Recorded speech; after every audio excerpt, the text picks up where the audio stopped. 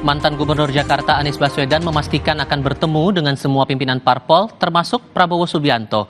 Pertemuan dengan Prabowo diklaim Anies sebagai upaya membangun komunikasi dan silaturahmi dengan pimpinan partai politik sebelum pilkada. Terlebih, dirinya telah mendapat kepercayaan dari PKB Jakarta untuk maju memperebutkan kursi Jakarta 1. Meski begitu, Anies yang resmi diusung PKB itu belum mau merinci kapan pertemuan dirinya dengan Prabowo akan dilakukan.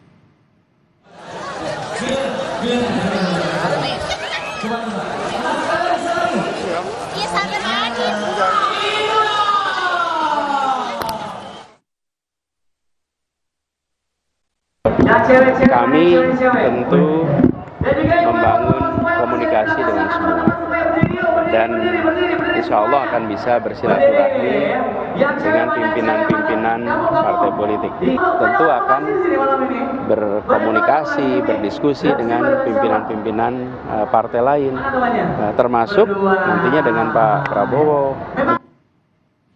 Sebelumnya, Wakil Ketua Umum Partai Gerindra Habibur Rahman bilang partainya terbuka jika Anies ingin bertemu dengan Prabowo. Menurutnya, seluruh pertemuan antar tokoh bangsa adalah bentuk komunikasi yang baik.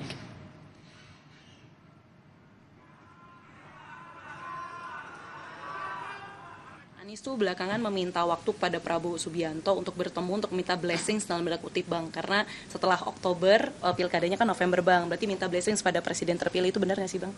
Ya mungkin saja juga, ya kan beliau juga kan sama tokoh bangsa, ya memulai komunikasi itu nggak ada yang salah, ya nggak ada yang nggak baik, bagus ya, semakin banyak pertemuan antar tokoh menurut saya semakin baik.